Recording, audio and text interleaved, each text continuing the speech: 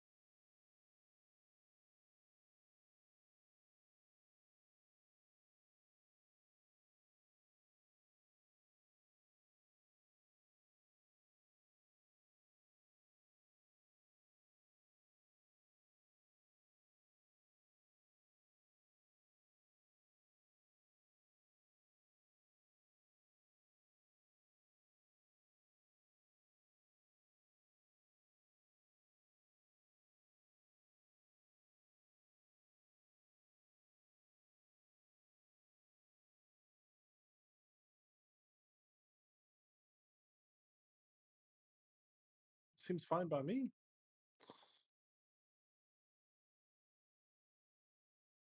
This issue every single week. Hold on. Oh. Do you have your microphone turned off? How about now? Is it working? I think so, yeah. Hold on. Yeah. Okay. I don't know what the fuck's going on. Hold on 1 second. I gotta turn this music box off.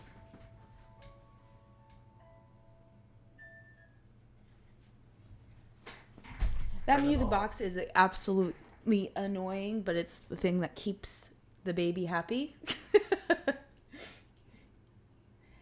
Awesome. Thank you. I appreciate you, mother. Okay. So today I am wearing your shirt, by the way. Your merch. Which one? The one with the Oh. tarot card on the back. Thank you. Tarot card, isn't it? Yep. Yep. Hello, Young Gun. Hello, Maddie. How's it going? So today we are going to be talking about an asylum. Let me tell you this. This is one of my favorite things that I've had to research. Not had to research. I don't want to make it ever sound like I've had to research something. But this is one of my favorite things that I've researched so far. It's amazing. And What up, buddy? I do have to give you full credit for bringing this up, because this was something on the show ideas that you've mentioned a while ago when we first started this. And I loved it. The research that I had to do with it. So today we're talking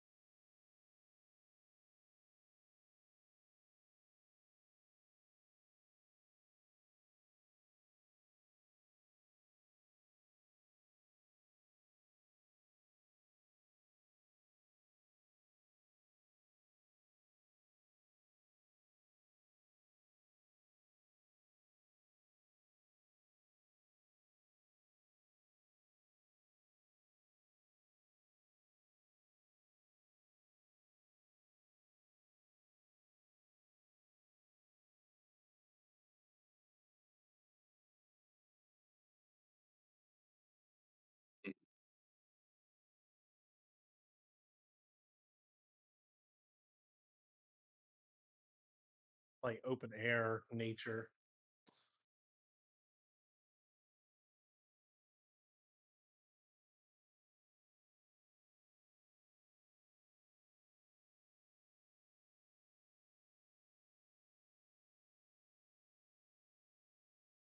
Is it your mic?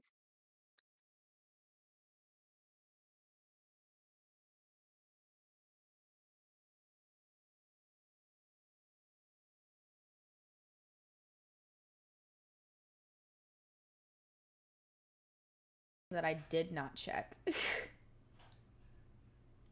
So I'm gonna have to make sure that every scene that I go into, it's turned broski. I don't know. Like, I didn't make any changes from last week, and it seems like every week I have an issue with my portion of the audio. So I don't know why it does that. Um so this week we're talking about the Ridges Athens Lunatic Asylum.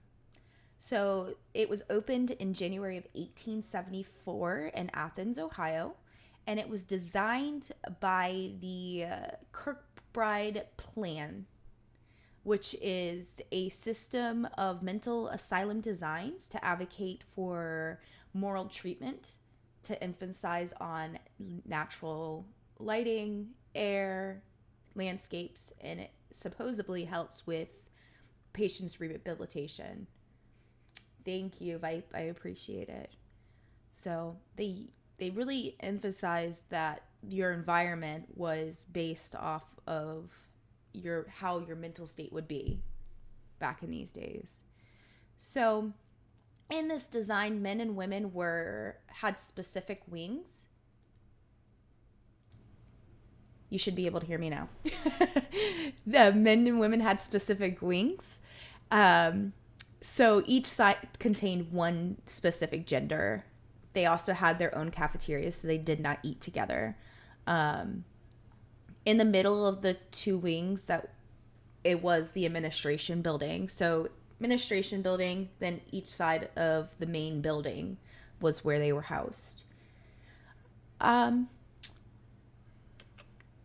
So the Athens Lunatic Asylum actually housed over 572 patients at a time.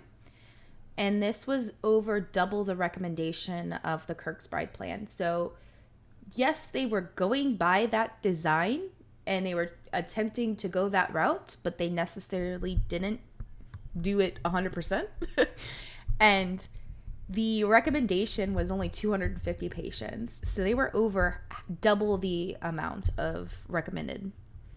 The idea was to think that less patients allowed the doctors to have more of a one-on-one basis with their patients and personal care, and of course their other duties that they do. One thing I do have to say is during all my research with this, they really thought they were doing right by these patients. Wouldn't you say too? I mean, I think they were trying. You gotta think like back in the day, like this is for them. This is like revolutionary type treatment. So like they didn't know any better. So I'm sure they thought, we're doing the best thing that we possibly can for these people. As far as like medical advances of that time, they didn't really know any better. Most definitely, they didn't. A lot of shows or movies will portray the asylums being torturous in a sense. And I don't want to say all of them aren't like that, because I'm pretty sure there were quite a bit out there that were doing some shady shit. But the aspects of Athens, it wasn't like that. They were really truly believing that they were doing things right by their patients. Revolutionary type stuff. Yes, most definitely. So, employees were expected to live on premises. Oh, my audio did work on this one. That's weird. So, employees were expected to live on premises or around the same vicinity of the hospital. At the time the hospital's creation, it was a common belief that working there would help the patients get better. So being on the property, they believed again that this would benefit the patients because I don't know. I don't know. I think that they believed that it would be better off. I really didn't see any research on why, but I do know that a lot of different places during this time would do that, where they would live on the property that I think they a worked. lot of them. I think a lot of them in rural areas they would. Mm-hmm. Well, it's crazy because they would actually have patients work on the property as well, and it would provide free labor. They would say that it would be to better them. What's up, sexy man meat? Oh my gosh. They did do that on prisons too. They pay. Yeah, they did. And they still do that today. What they'll do is they'll literally pay like by the pennies compared to what we would do for work outside of a prison. Here they didn't pay them at all. It was like free room and board. Correct. But was it considered a free room and board? So hospital? like they did free room and board, free healthcare. They did like all their food they ate at the cafeteria. Mm-hmm. Mm-hmm. So they actually had a dairy farm. Here, I'm gonna actually pull this one. Let me make sure. Yep, my audio saved. So they had a dairy farm. They had greenhouses, plant that generated steam. They had a water pump where they would pull from a fresh water source. They had a carrot shop, car garages. They had a mattress shop. Crazy stuff. Like they had a Self-sufficient. huge, yes, they had a huge role in. They were making money from off of these patients as well because they were selling the stuff, obviously, and it wasn't just going to the asylum, it was going to probably people around as well. That was... Yep. Well, they still do it today as well. Toxic. They will go ahead and pay literally. Let's just say, for an example, someone in prison 20 cents an hour to, do a cooking job or something along those lines. They still do that to this day, but it's not as, this. Now I think you just work towards, like currency for commissary type shit. Yes, most definitely. Which is, it's crazy to think, but it also does something that, it does good. A lot of people like to have something to do to pass the time. Yeah, but not like they used to do. Yes, they did work them to death and didn't pay them. And that's what, in this sense, they didn't pay them. Well, I feel like that's how it is for my job now. Same. But like, think of it. Like, I'm sure there's got to be some of them that were just like ready to get the hell out and do something, like staring at the same four walls. Yes, it kept them doing the same shit over and over. It kept them sane. In Well, an insane asylum. I won't. I don't know. I wouldn't necessarily say it kept them sane, but it's like it gave them something to do. I'd be bored as hell sitting in there. Well, you have to think some of these people may have not been insane. No, because there's like when, like for example, like people would get into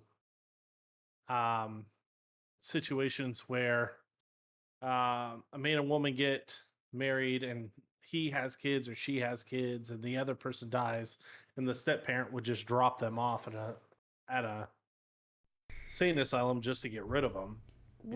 Also, like we were talking about yesterday, nowadays parents have the idea that their child may be coming out with a disformity or having a specific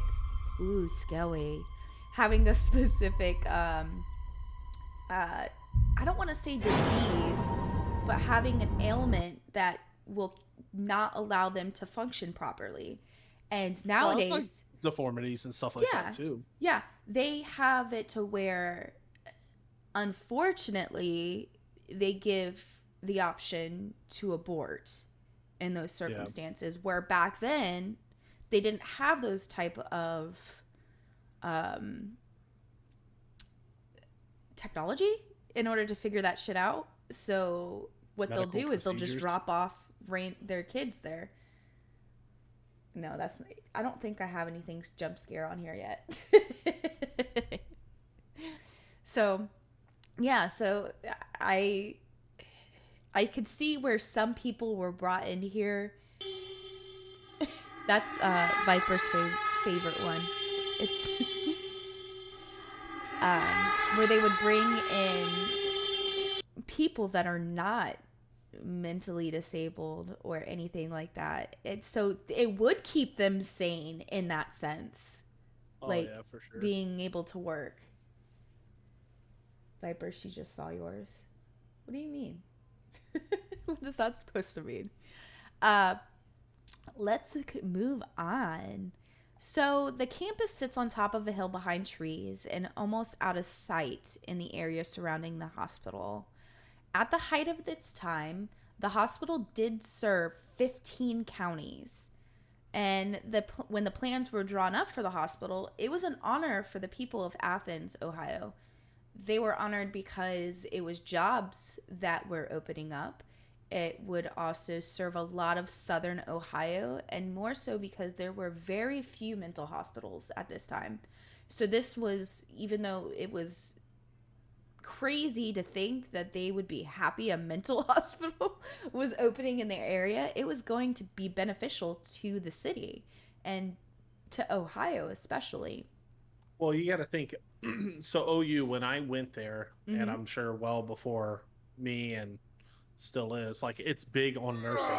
So for them to change it over to a state hospital, and all of the college students, which are literally right across the river, right across the street, they would go to classes there, and then they would just do on-job training. That is, So, I didn't even think of it like that. That's awesome. Because, like, for stuff like that, like, the wages for the students would go directly to the school. Yeah. So something that is very interesting about this property is that now that it is owned by Ohio University, isn't that right? yeah. So they purchased the land after, or was it before it actually completely shut down? They purchased it after they shut it down. So after it was after completely shut 93 down or something like that. Mm-hmm. But it sat vacant for quite some time before they purchased it. We'll get into that more later, though. That's really interesting, though. So since the hospital was active for such a long time, it served many different types of patients. And it was the forefront of many cutting-edge methods of treatment. So like we were talking about before. So this asylum performed many methods that are now deemed not acceptable, or at least not, they're controversial, if that makes sense. We're going to actually go into that in just a moment. I do have several different methods of treatment that they did. But before we do that, I would like to go ahead and review something with you guys. I have it set up to where I can pull from here. There we go. So these are some of the buildings back in 1893. So right around the time that this opened. So a few years after it opened. Well, not a few years, but you know what I'm saying. It's been hundreds of years since it's opened. So it seems like a few years. So this is the front of the administration building. And then it goes into showing you different angles of the building. So something very interesting, and I will have you go into more depth with this a little bit later. Nines, the river in front of the hospital itself. There's a cool Okay. little story about that he told me. So here it is the ward for females and the ward for males, so the different sides of the hospital. And this just goes into showing you like the different patients. They did a lot of outdoor activities. It's funny how, like, even back in that time, Mm-hmm. like, between the staff and the patients, like, everybody was in, like, formal wear, Oh like, yeah, suit and tie and dresses. yeah. You think of it nowadays, and they're in like not necessarily scrub wear, but hospital attire, Yeah. and they probably still had their shoelaces and stuff like that. Weird nowadays they don't Oh, allow for you to keep sure. that. So a lake that this is like the river.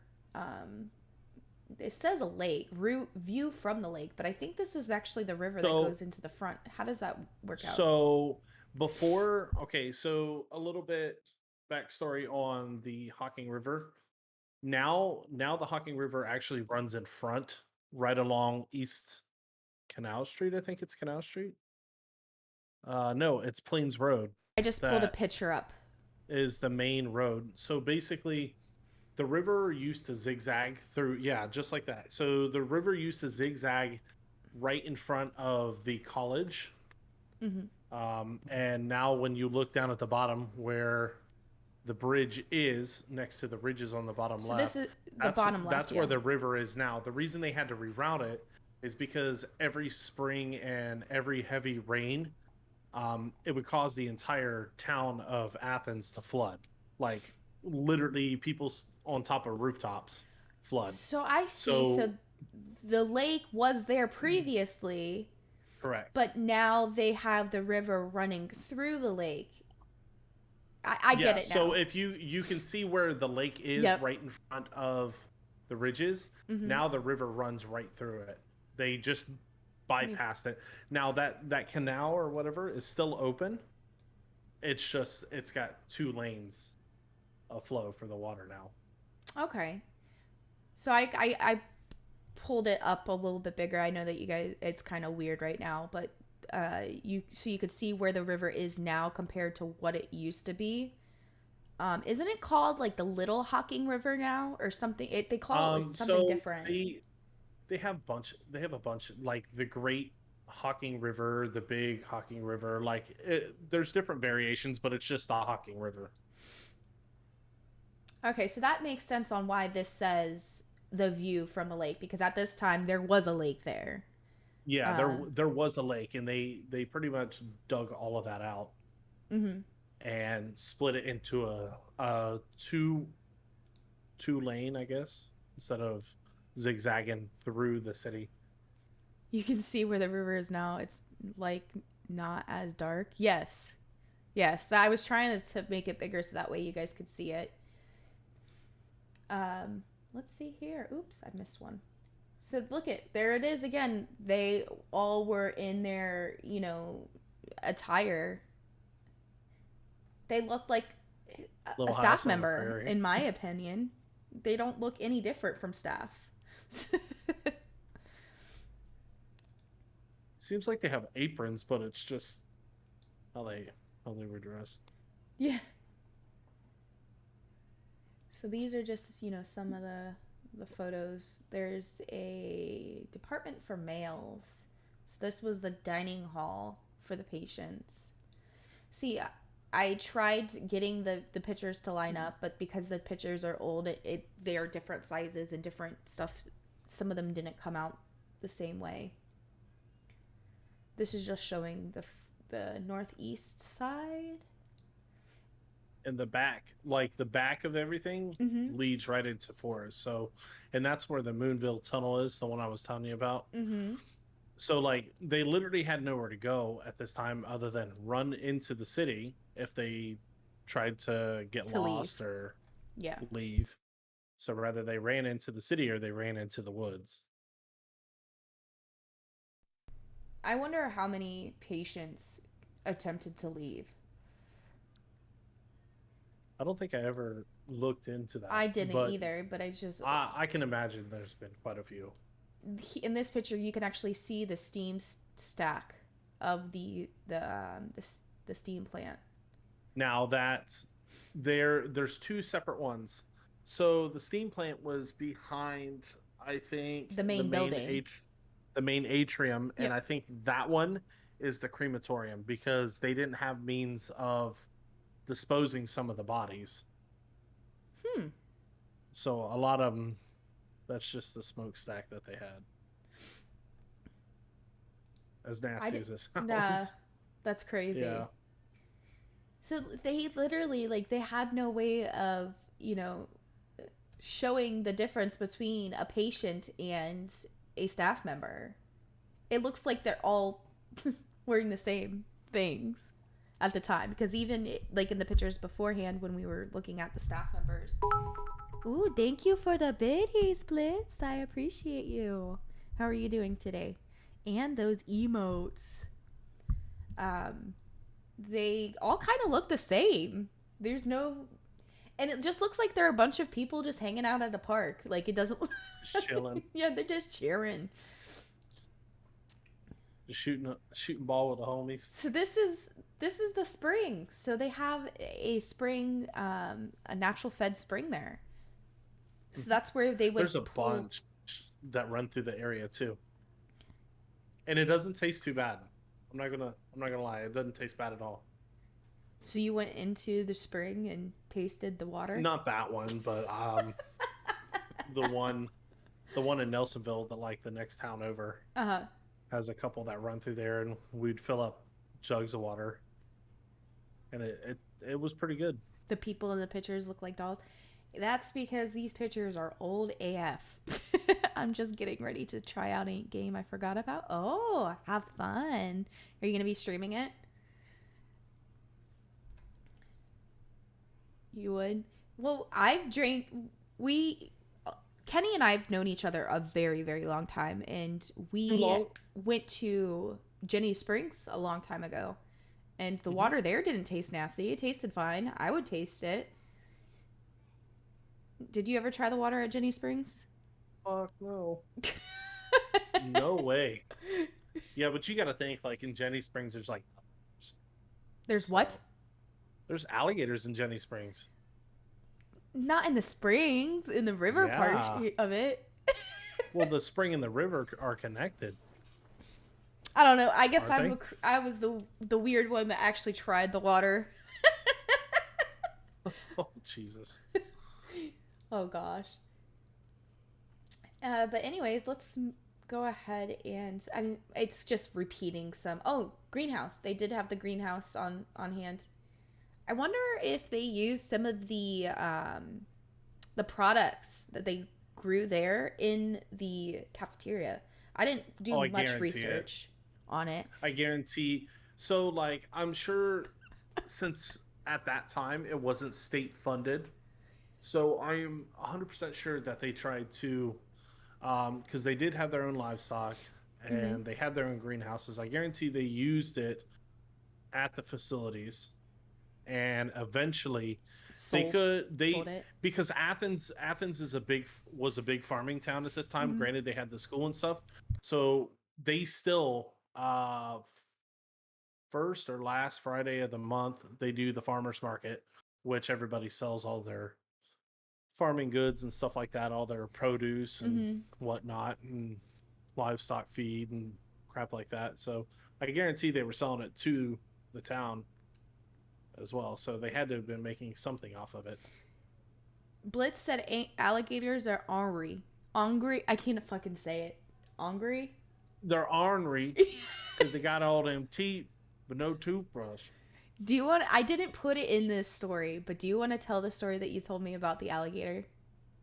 They had some random alligator in the water fountain. Someone put an alligator in the water fountain in the front of the main building. They just walked out one day and there was just an alligator swimming around in it. It had no toothbrush. I'm laughing because Listen here, you guys are making me out to be this weirdo now. People definitely piss and have sex in that. That's what I was thinking. In what? In the In the the fountain? the Jenny Springs. Oh yeah, nasty. Like, listen, they go to Jenny Springs, and by the next weekend they're at the fucking VD clinic because oh yeah, I got an itch. Oh my gosh.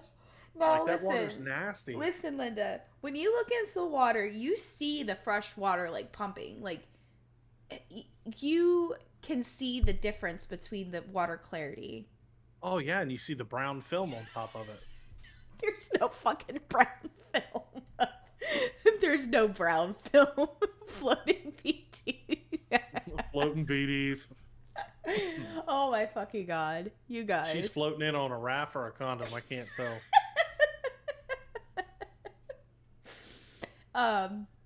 So the next thing that I'm going to be showing is a kind of, it's pretty cool. It's a little bit of a map of the different place. Why are you laughing? I'm not. You went. I coughed. Oh. This actually tells you about the different buildings and what they were used for. I'm sorry, I have to kind of go upside down. And so it states that building 1 was the administration side. It had the amusement hall, and now the Kennedy Museum of Arts. And we'll get more into that later. Building 2, 3, and 4 were considered the right wing, or the Thunderbird footprints of the original 1874 building, and it housed the female patients. Building 22 was completed in 1903 and was part of the cottage plan. And it was a building providing living quarters for males and females. Building 23 was an amusement hall. They would do performances, movies, and stuff like that. Building 24 was built in 1903 as a cottage for patients. So let's go back over here. 23. So you can see that they're starting to branch out more over on this side because they're running out of space. Yeah, it looks pretty crazy because it's like its own little town. Yeah, because Honestly, is what it looks like. you could tell that they built on, because look at right here. Building 5 was added in 1936 as for female patients, and was the original greenhouse, which was raised. So, I mean, that's crazy. 6 was the female dining. Building 17 over on this side, which was the opposite side, was the male dining. It's pretty cool to think about how they slowly evolved. It was just one building, and then they slowly started adding on to it. Yeah. My favorite building's up here. Which one? Building 26. Ooh. Do you know what Building 26 is? You do. Rather it's the storage one or it's the tuberculosis ward. It's the tuberculosis ward, and we'll get more into that later as well. But this little thing, it goes on to tell you the different buildings, like the main kitchen. I didn't know this until reading this, that, oops, sorry. Let me go ahead and do this. That they actually had a blacksmith shop, a car garage, a baking, absolutely. paint shop, and firehouse, maintenance, and mattress shop. So they literally were doing anything and everything that they could to make money. Yeah, I've been to a few like it up above Orlando, and we always had a blast at all the springs there. That may make your head hurt. I don't know if that was English or not. He must be half asleep.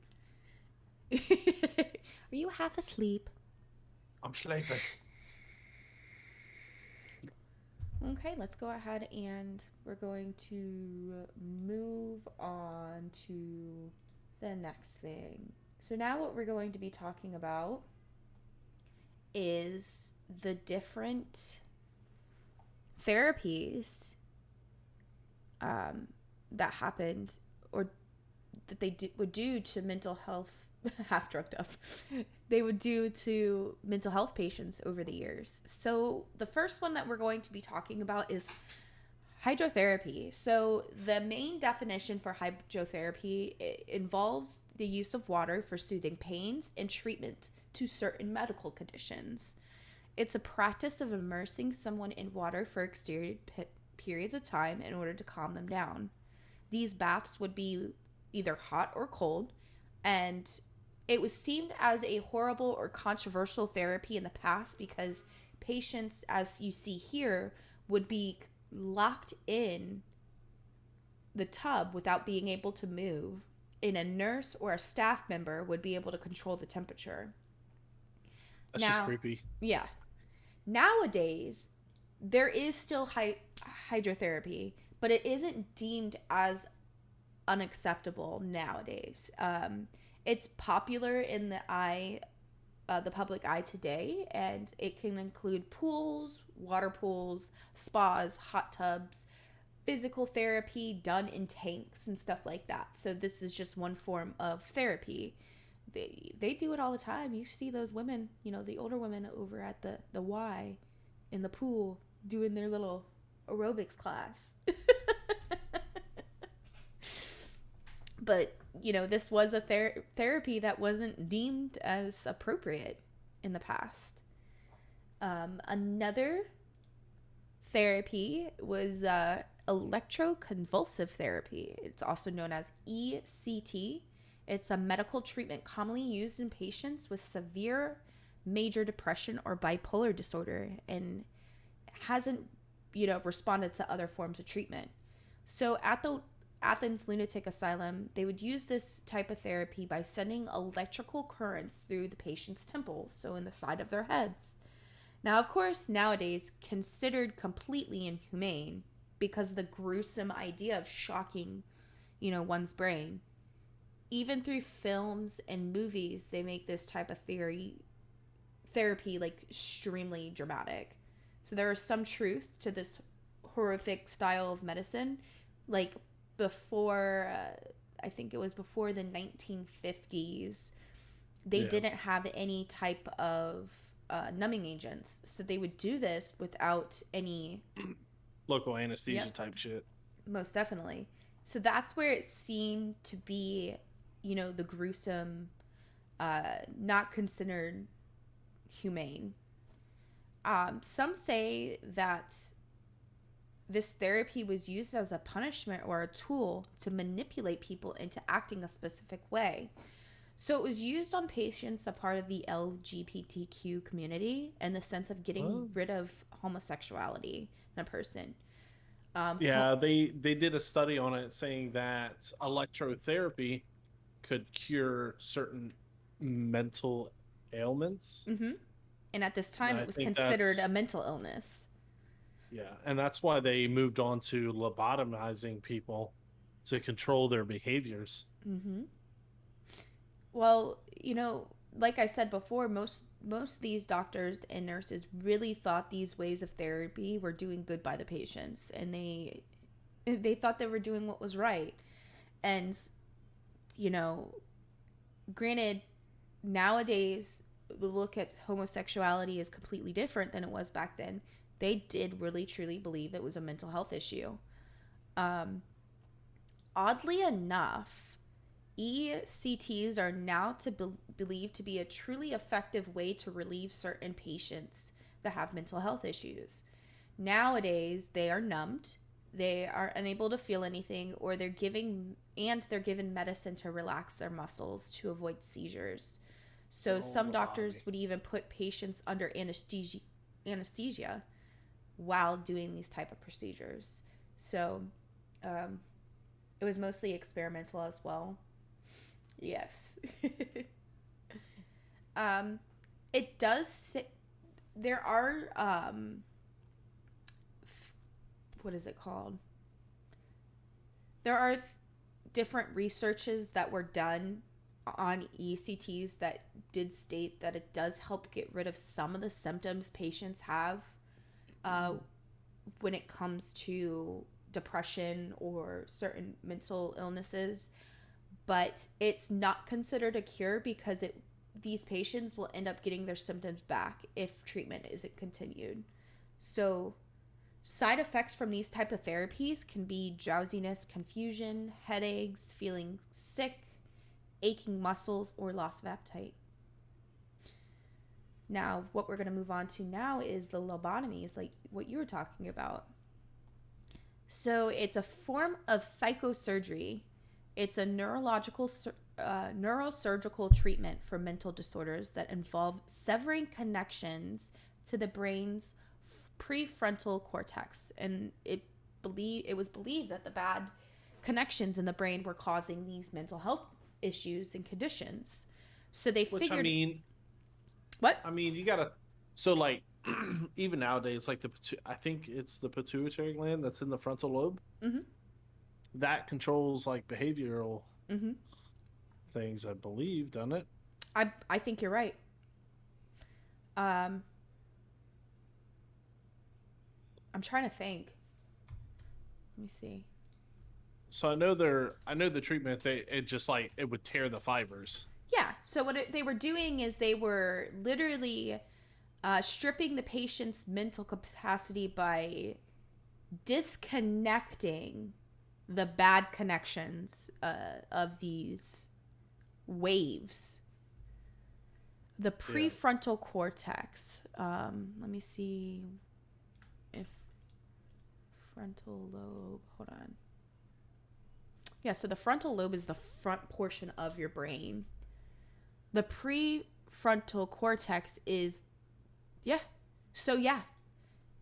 It is literally, if you look at it online, the prefrontal cortex comes from, like, the front of the brain all the way back to, like, the middle, like, in the front area. And then the frontal lobe is just the front area from here up, not going all the way back to the middle of your brain, if that makes sense. So lobotomies worked in the aspect that they would strip the patient's mental capacity altogether. They were unable to live the life that they had beforehand. And some patients even died during the procedure. Some ended up committing suicide, and some ended up completely impaired afterwards. So if they weren't already having, issues mentally, they were for sure then. Hello, Dave. How's it going? Is what controls motor function. Okay, so the frontal lobe is what controls your motor function. The pituitary gland controls all hormones and actions like that. That's why you can have a mild brain injury and it affect you so much. That's right. I love your duck emote. It's so cute. So these type of treatments or these types of procedures are obviously not used in today's medicine. A staff member did tell a story that there was a staff meeting back in 1975 and a woman employee that was employed by the Ridges came in after watching the movie One Flew Over the Cuckoo's Nest. Have you heard of that movie? One Flew Over the Cuckoo's Nest, yeah. Yeah. And she was completely upset because the Ridges were performing these lobotomies on these patients. And she, after watching this movie, she really realized what it was doing to these patients. So one of the head members of the staff actually told a story that he actually had a lobotomy done and that he was trying to convince this woman and everyone else that he was still mentally capable enough to be a part of the team. These aren't all just a bad, thing, which, let's be honest, I think the staff member was trying to portray it not being as inhumane as it was because they were trying to do what was right by the patient. And I don't believe that they were necessarily trying to torture anyone, but I think this head honcho dude was trying to say, hey, this is fine. I don't think he necessarily had it done. So the Ohio University has online archives that state that 39 lobotomies were performed in 1953. And in 1956, only 1 year later, 208 lobotomies were performed on a total of 192 patients. So that means that there was multiple patients that had this done more than one time. The document explains that they only used they only used a lobotomy after an ECT, drugs, and therapy didn't work for patients. So it was like a last resort of treatment. Yes. In the document, the writer states that the mortality rate from the lobotomies were only 2 to 5%, but they don't actually give a specific percentage. And they also don't give a specific percent. I can't fucking talk. They also didn't give a specific amount of patients that died either.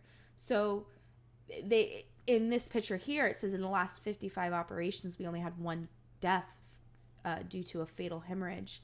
But they don't go into detail exactly like how many patients did have this treatment and then how many passed away from it. So 1 in 5 or something along those lines. Yeah, they don't give you the exact numbers or anything, which I'm sure they have records of it. Oh, I'm sure they do. But they, at this time, they didn't want it to look as gruesome as it was already looking.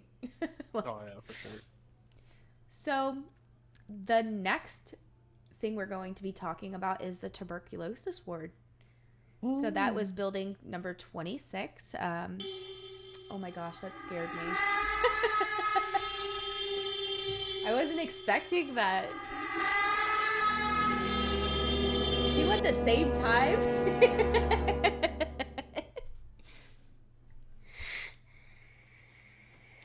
So, tuberculosis is a contagious infection that usually attacks your lungs. It could spread to other parts of your body like your brain or your spine.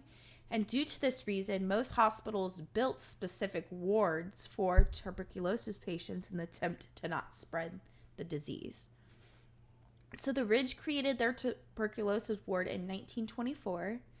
And the wing was not only used for tuberculosis patients, it was actually later used as a beacon school designed for people with developmental disabilities.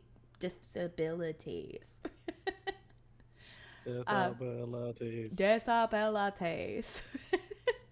So this wing was actually demolished before October 31st, 2012 due to multiple vandalisms and break-ins. This wing was considered dangerous because asbestos and lead paint, right? You've been there. Yep. So I went probably about a week and a half to 2 weeks before they tore it down.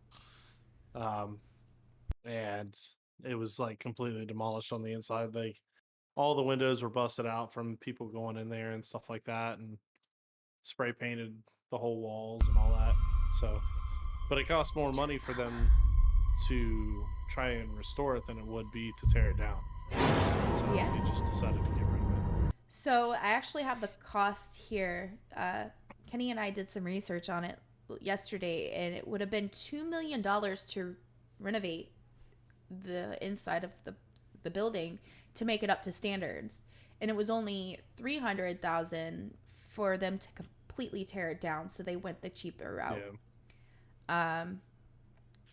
Let's be honest. If it was me personally and I was in charge of that, I would have wanted to redo it and see how, because it's a piece of history in a sense. But I could see on like the business aspect of it, it was financially better for them to tear it down. It's up to code. Oh yeah, for sure. Hello, True Mama. How are you doing today? So, we are going to be talking about George Epsperts. He actually worked nights at the old asylum as a staff education specialist for about 20 years. And he actually works for OU now as a professor.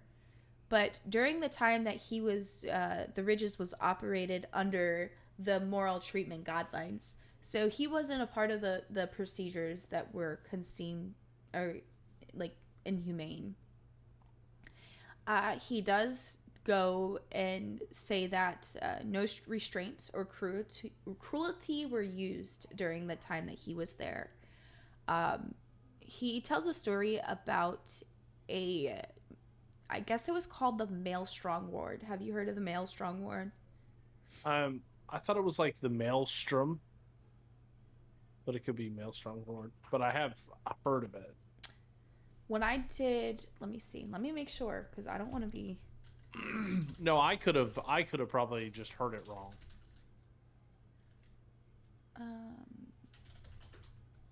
I want to make sure that I'm. Yeah, well, the way that it's spelled out, Maelstrom Ward. Maybe it's pronounced differently than what Maybe it is. I just heard it differently. Yeah. Well, this ward was housing for high security mental health patients who were either causing harm to other patients or staff. So he was saying that around 9 p.m., a patient that was hard of hearing began to show signs that he was not doing so well. He was loud and disruptive, and it was causing the other ward patients to be high-strung. The nurses tried to bring him into a seclusion room so they could speak to him, but while they went inside, other patients locked the doors behind the nurses, which caused them to be locked in the room with this disruptive patient. There was 2 seclusion rooms on the property, which are pretty much padded rooms, and they are meant to bear. They're meant to bear significant force inside. The nurses. There's no kicking the fucking thing. Yeah, it's said that the nurses spent quite a while trying to knock the door down, and eventually, they successfully bent some of the door, and bending the lock. But by the time that they would have, they never actually got fully out. Eventually, other nurses had to come and help them out there.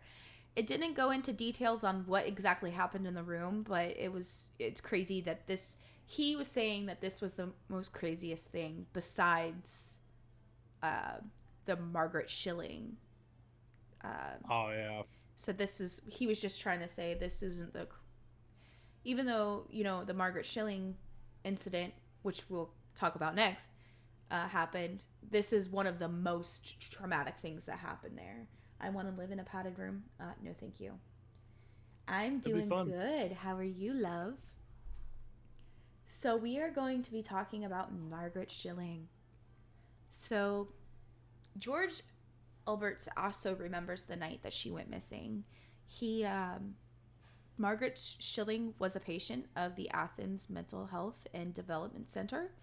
And there are many stories surrounding Margaret. Some say that she was deaf and mute, while others say that she had this big family lifestyle that caused her to go insane. So back in those days, women would, be home. They didn't have birth control, so they would have loads of kids, and they would deem certain women as being insane and go crazy because they couldn't deal with the lifestyle. So that was it's not really said because there's not really much information on her. There may be now, but because the way that it works is after 50 years, they can release information on a patient after their death. And before that, you can't access anything. So there wasn't much information on her. Now, I do know that a lot of the things that you can access, you have to be a Ohio University student to access the archives, right? Yeah. So my login credentials still work from when I went to school there. And there's some things it'll let me access, but a lot of the stuff from the old buildings and stuff like that aren't accessible to students. So, how do they handle that? Why do they keep that from the public or from It's students? probably just like HEPA compliance type shit where you have to be a doctor to view medical records and stuff like that. But I thought because these patients, it's been over 50 years, they could be released to the public. Is that not the case? Is it only released to for educational purposes? Depending on if it's released to educational purposes, but it could be still like a thing where it can only be released to family members That makes and sense. not redeemed open to the public type stuff. So this really caused a lot of rumors to circulate surrounding her because there is no 100% who she was beforehand. Yeah, There because was they don't have any family member like point of contact or anything like that on her. And that's just like a lot of the patients. They were just dropped off in the middle of the night or in the middle of the day, and the people just left them there on the doorstep because they couldn't handle them or something was going on where they just were fed up or tired of it or just didn't know what to do. So a lot of times people would just drop family members or people off at the doorsteps and just drive say that off was the and last time that never they come saw back. them. They didn't even look Yeah. back. Well, there has been some rumors behind what happened. They say that she was either playing hide and go seek with a nurse who forgot about her. There was also rumors stating that she was having an affair with a male caretaker. And when the caretaker learned that she was pregnant, she was locked in a room to take care of the situation. Now, the last rumor I really don't believe because she was a 53-year-old woman. And I think that that last rumor is very likely that she was pregnant. So the story goes that during a night in December of 1978, she failed to check in for dinner. Her absence raised what staff called in a cold brown. Take when I heard Code that, Brown. yes.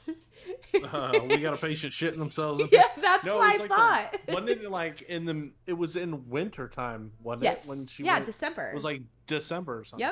Yep. So the this caused the employees to conduct a detailed search of the 700,000 square foot building at the time. Yeah. They were unable to locate her during the search, and she ended up finding her way to a very top floor. And it says that I don't know exactly. You may be able to tell me more than what I was able to find. Some say it was a top floor of the building. Some say that it was a top floor of a tower that she was found. So she wasn't found. It was middle winter. She got lost outside, and she just wandered off into like I wouldn't necessarily. It was another building, and it was an abandoned building that they used for storage. And See, that's she not. I tried to. didn't find any of that. That's crazy. Yeah, it was one of the buildings that they were no longer using, and they basically used it for storage, and she just wandered in there because when they found her like a month or two later, like they had to move some of the bed frames and stuff out of the way because she was like laying on the ground on the concrete like underneath all of the storage and stuff that they had in there. Yes. So she was found next to her clothes neatly folded up. She was naked. And her body was found laying in an area where sunlight would be hitting the ground. So this like he said, it was isolated, so there was no heat being on running to that building. So there she literally most likely froze to death. What I think happened, and I went over this in another podcast, when people feel extremely cold, their body tries to trick them into thinking that they're warm. And there's been cases where people have climbed like Mount Everest and they've died from hypothermia, but some of their clothes were off. Have you heard of that before? Uh-uh. But I So, also like for her clothes to be neatly folded next to her. You know how like people get into a routine, and some people sleep naked. Like I personally, I don't like it. You know, like the yeah, bed you sheet had to between put the that in there. crack. You know, but what I'm saying is like people get used to a routine. So like maybe that night she had neatly folded her clothes because she was going to wear them the next day, stripped down like she normally would Yeah. in the ward, and she went to sleep and just Murder. died in her sleep. Murder. They did say that she passed away from natural causes of Hypothermia. no, it wasn't natural causes. It was something to do with her heart. I see there's not a lot of information on her. So I remember reading somewhere that she had something to do with her heart. They never said that she died because of the extreme temperatures of the, but they did say that the temperatures had caused her to decompose a little bit slower because it was so cold. So they didn't find her, and it was 42 days. So from, I think it was in January of 1979 they found her, and she was there for so long that her body imprint is still there, because let's be honest, when you pass, your body excretes different stuff, and yeah. So her body fat when it decomposed, it basically her body fat turned to like a soap material because some soaps are made out of fat, and that's why it stained the concrete the So way it kind is. of bleached it. Yeah, they tried to clean it with like a bunch of different stuff, and it never worked. came Read off. my So it's just Discord there. message. Hold on.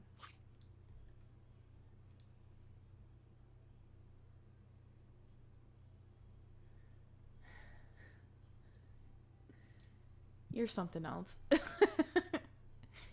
um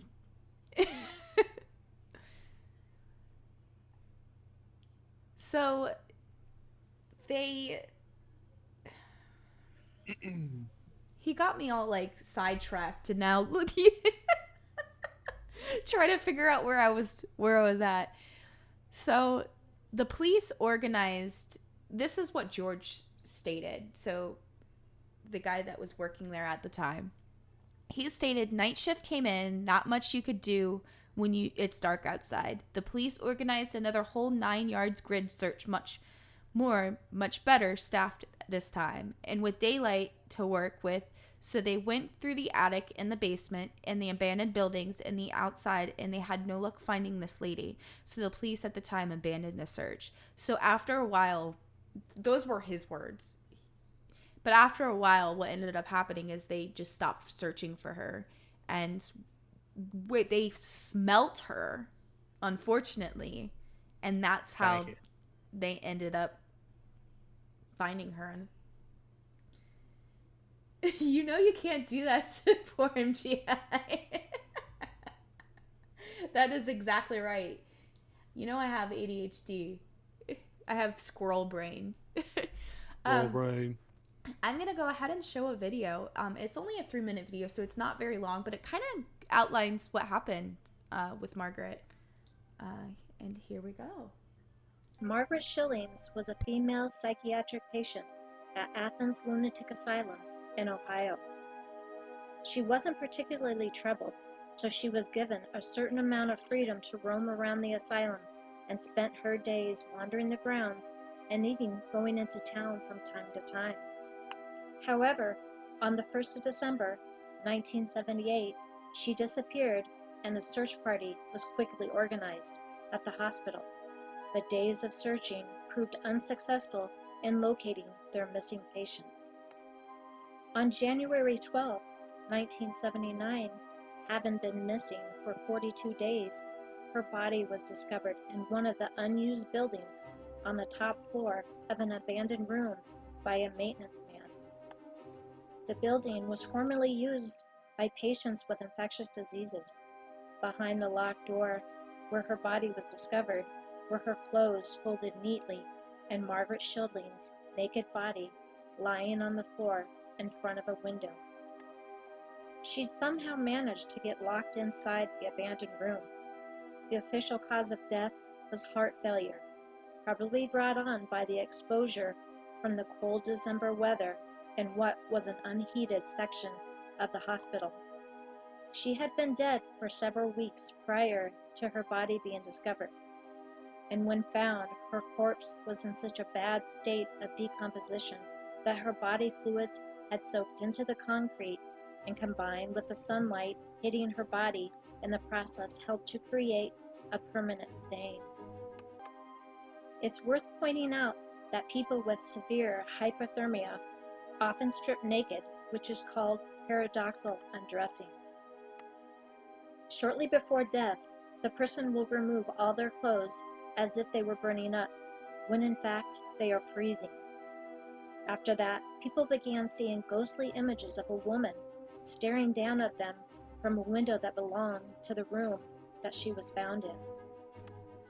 Now, nearly 40 years later, the stain left on the floor by the body of poor Margaret Schillings remains there to this very day, unable to be scrubbed away. For the students who share the building, a portion of which is now an art museum, the spirit of Margaret Schillings will occasionally make herself known through rattling of a door handle echoing through the halls, a reminder of her eternal but futile attempt to escape from the locked top floor room where she was to perish. People say they can still sense her presence and sometimes see her walking around the halls. Some have even reported seeing random writing appear on the wall, one which contained the message, "I was never crazy." Craziness.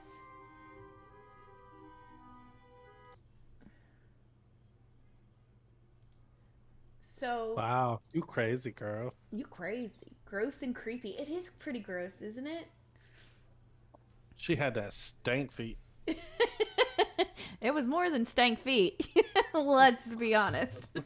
She's stanky. So, with everything happening at the Ridges, it would be a story without some paranormal or ghost activity, wouldn't it?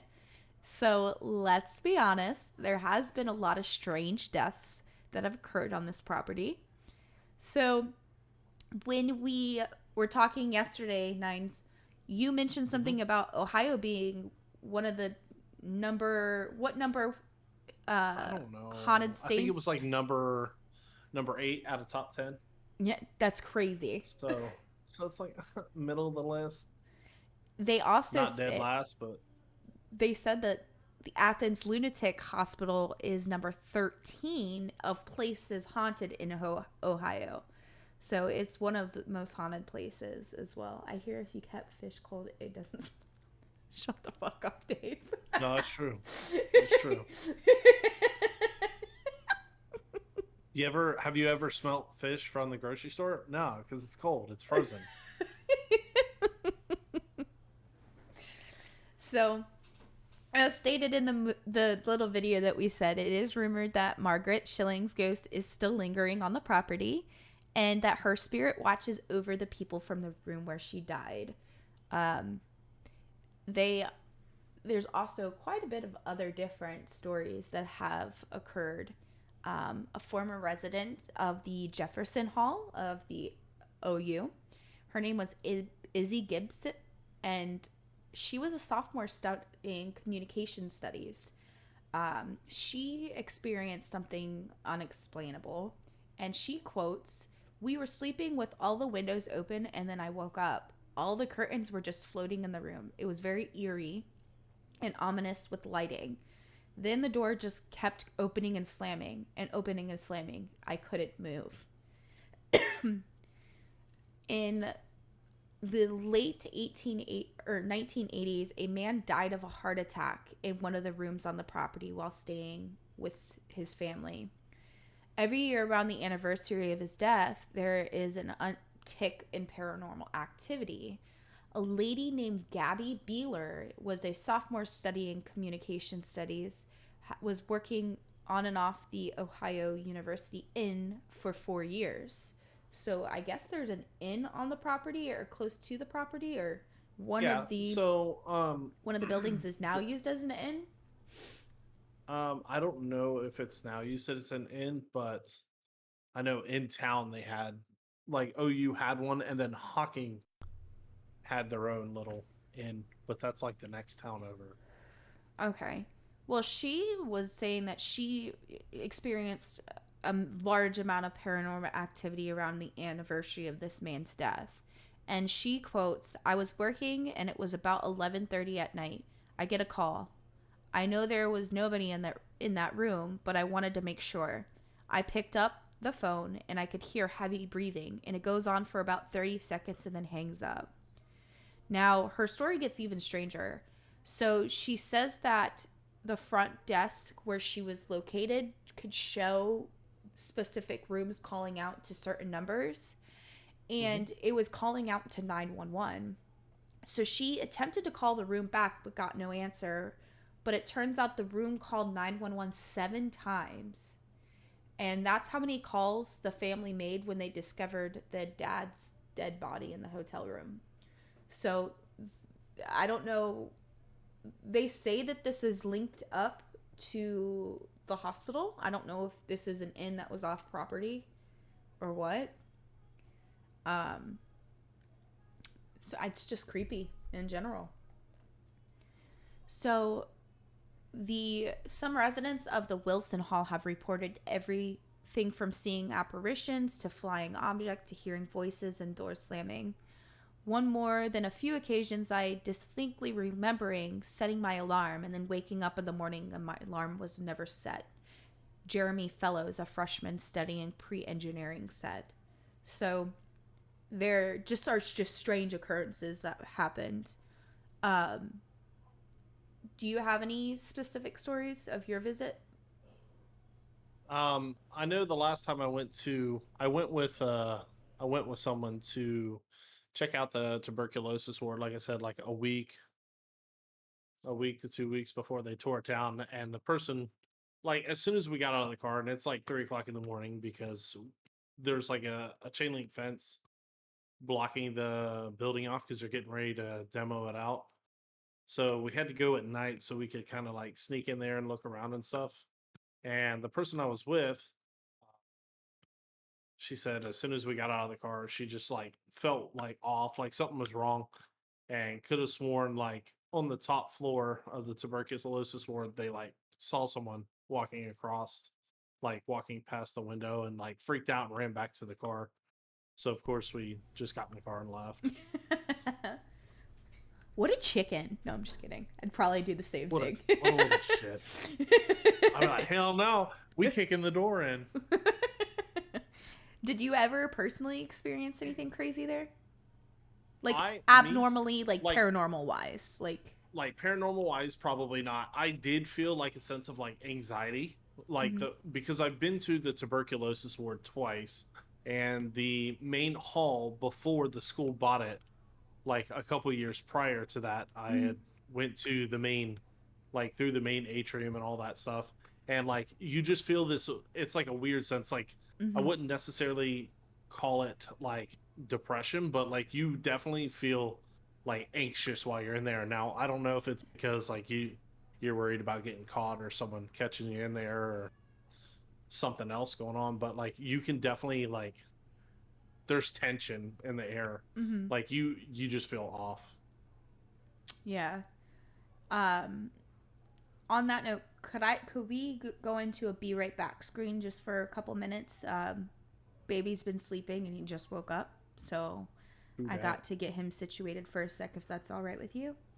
It'll be just Sounds a good. moment. Don't go anywhere, people. We'll be right back.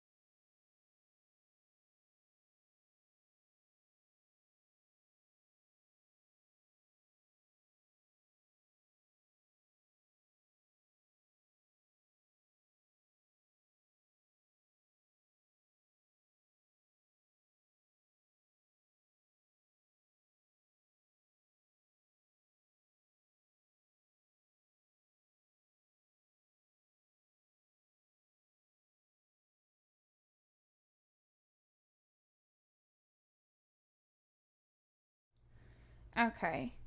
We're back.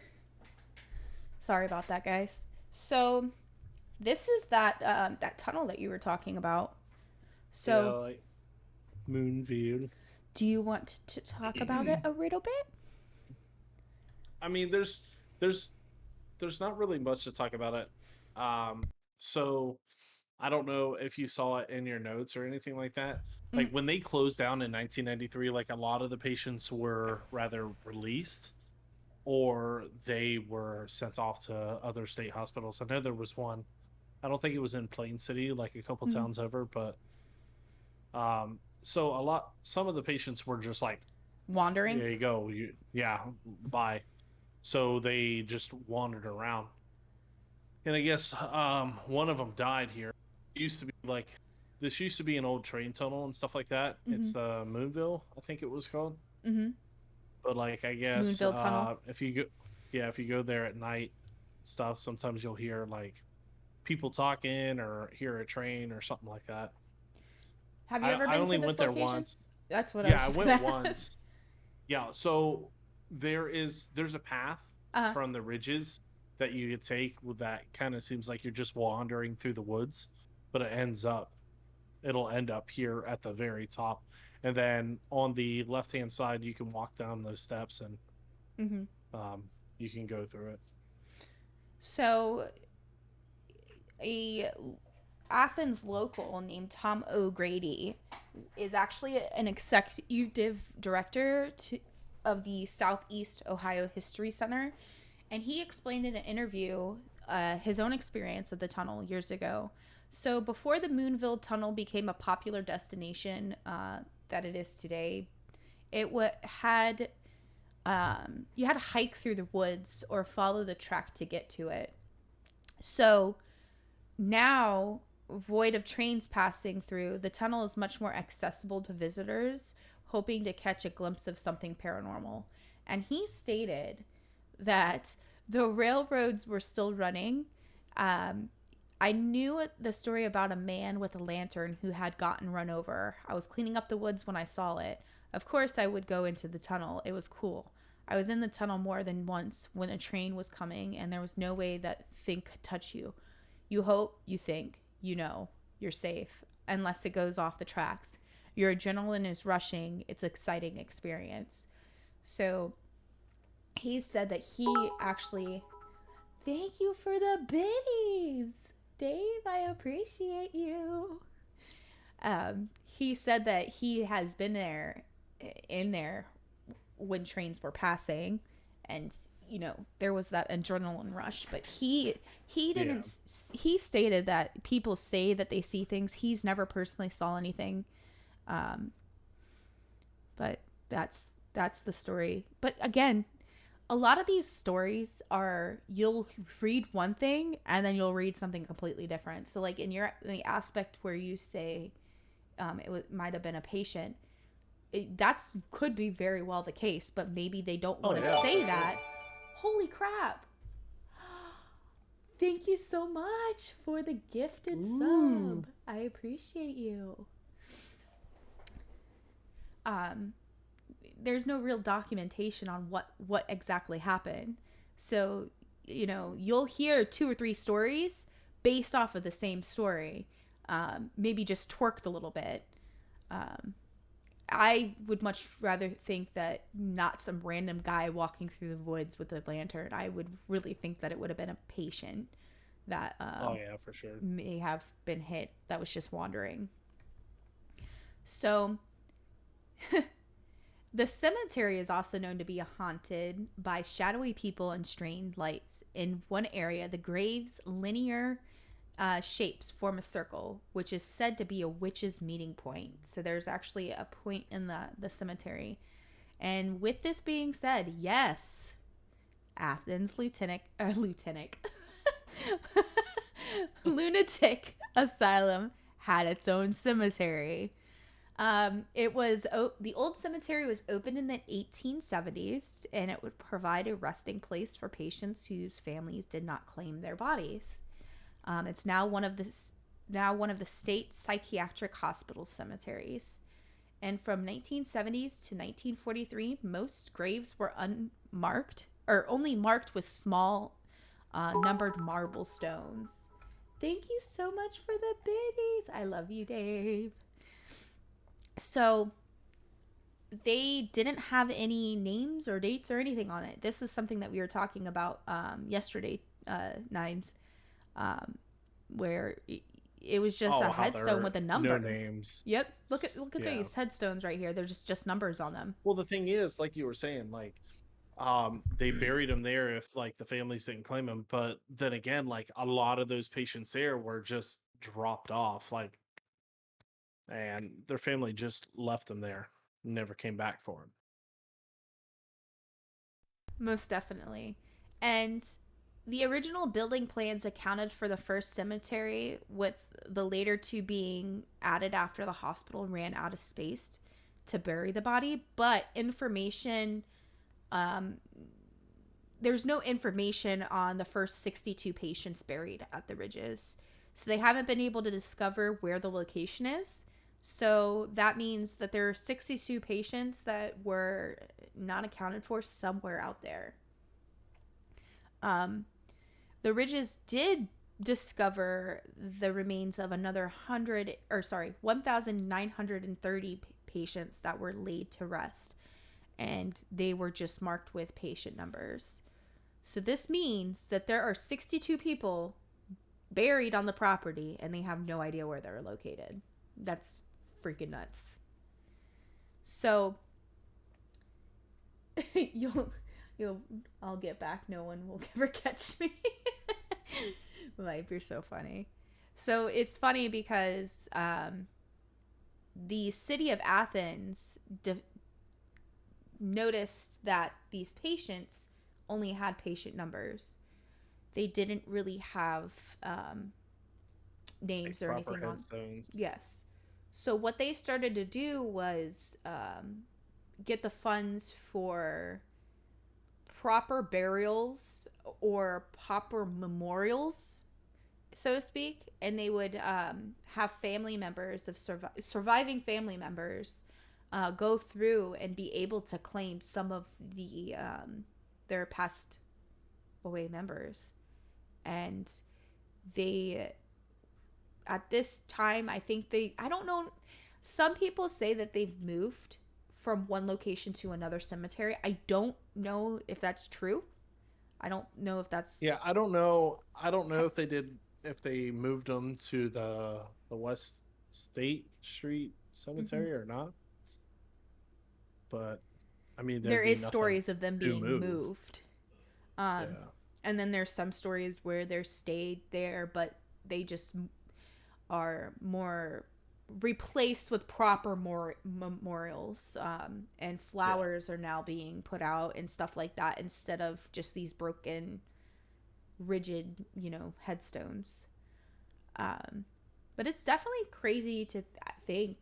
And well, obviously you would have to think they would have to bury some patients somewhere, but you also stated that they had a crematory on premises as well. Was that something probably built after, the initial build of the property? So when they first built the facility, all they had was just the main building, which is the one that had the big long the men's ward to the left or right, and then the women's ward separate. And then as time would go on, they would have investors come in and stuff like that, and other doctors would start funding the other buildings. Same with like the tuberculosis ward, which was the infectious disease ward, and then later the beacon school or whatever they called it. But I don't think the crematory was there with the initial building. So you think that they were going ahead and burying these bodies, and then once they ran out of room, they probably started the cremated. Yeah.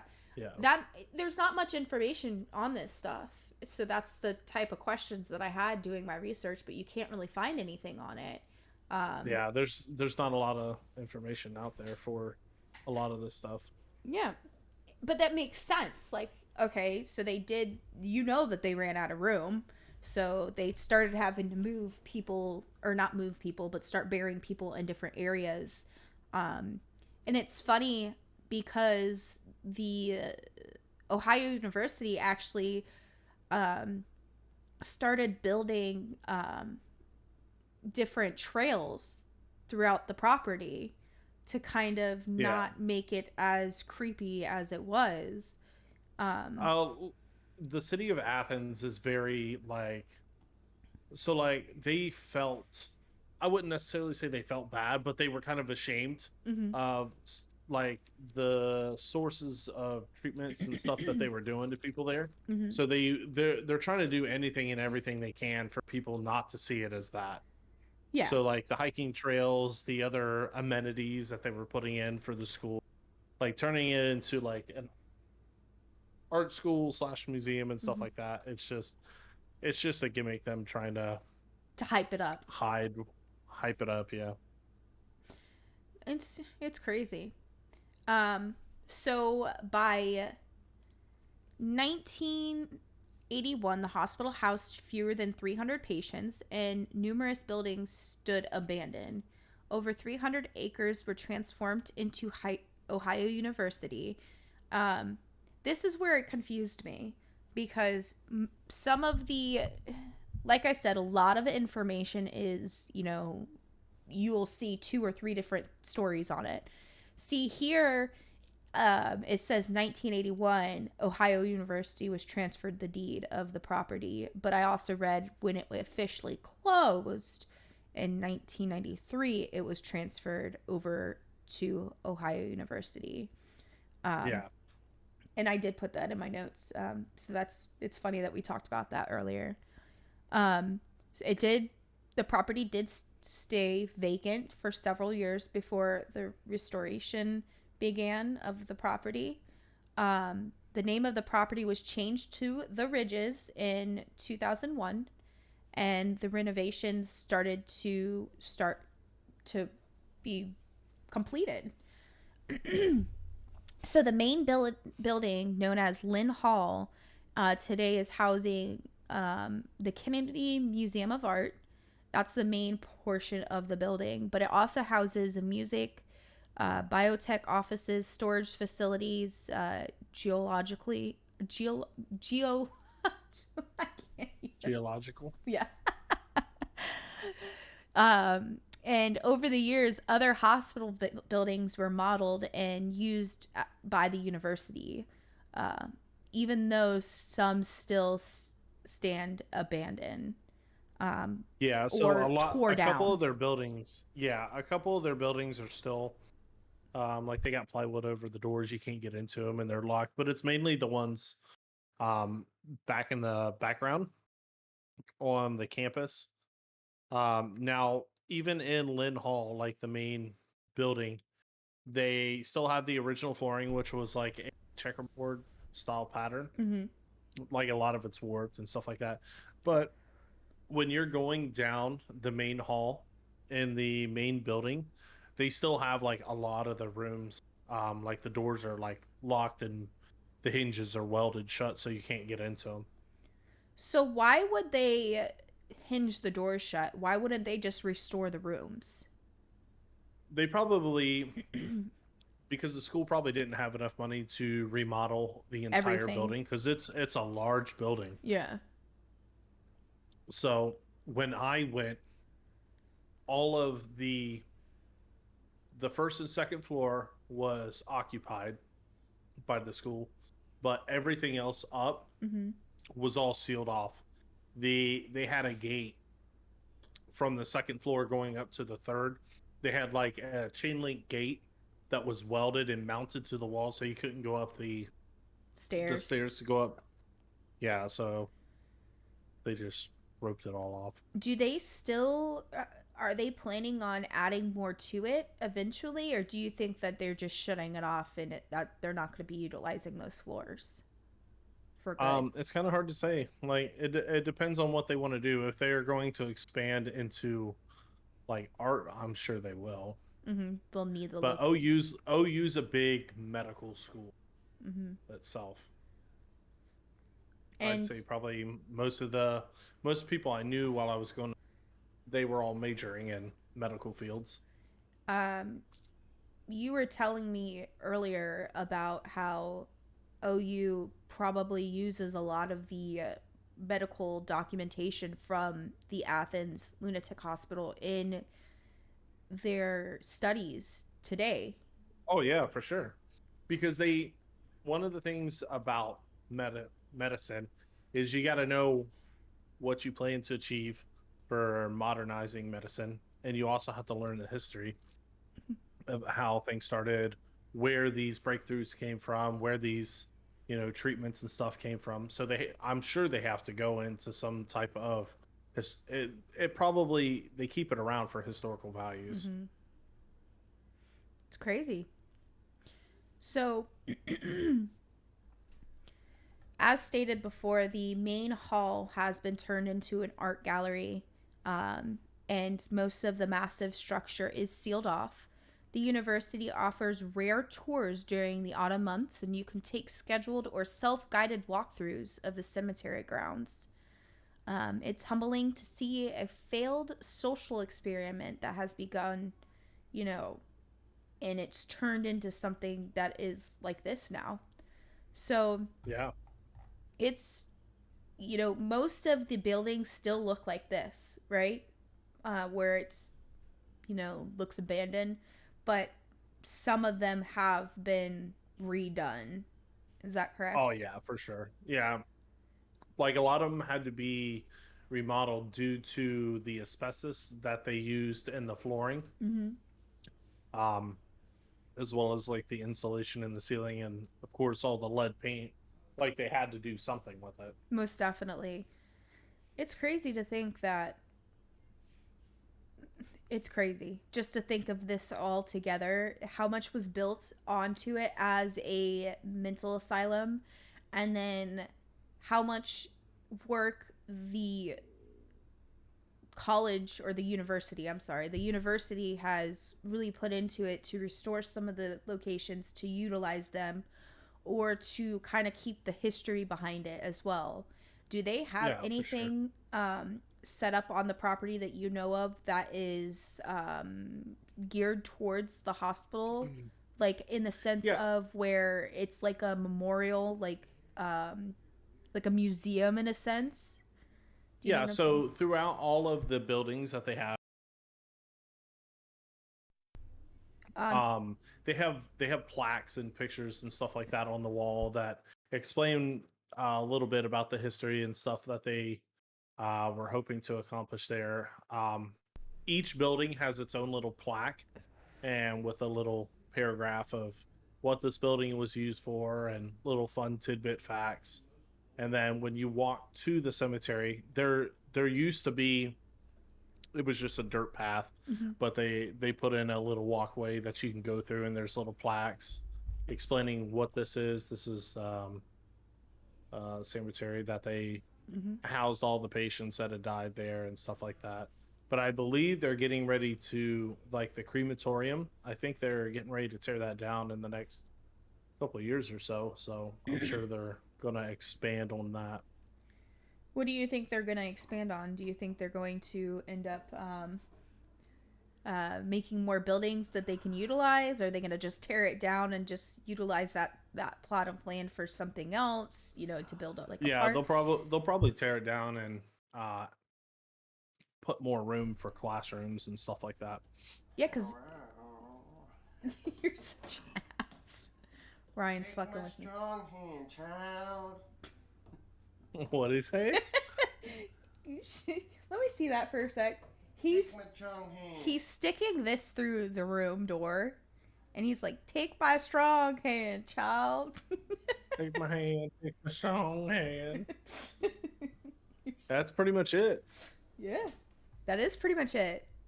I That's his appreciate you backstory. for coming on and giving us all your knowledge. It was really fun. I want Who, to me? I have no knowledge. shut the I just got fuck here. up. You were playing the forest. When were you playing the forest, my dude? Like 3 weeks ago. You know, the other night I started the forest on my own server, and What, Dave? no, we did it on Mahoshi's server that time, but that night Viper and I started one on my server, and there's been last few nights where like I can't sleep, so I'll get up and I'll start like just working on my server. Hell yeah, that's how you gotta do it. It sucks trying to play it by yourself, though. It does. Oh my goodness. It's kind of scary to play it by yourself. It is. When you're with other people, it's a lot easier. It was 5 o'clock in the morning. No, Oh, yeah. it wasn't 5 o'clock in the morning because the baby was up. I don't remember exactly the time that it was, but it was like probably like 2 or 3 in the morning, and I'm sitting here like playing it, and I'm like, like looking over my shoulder because like those cannibals scare the living shit out of you when they come out of no fucking where.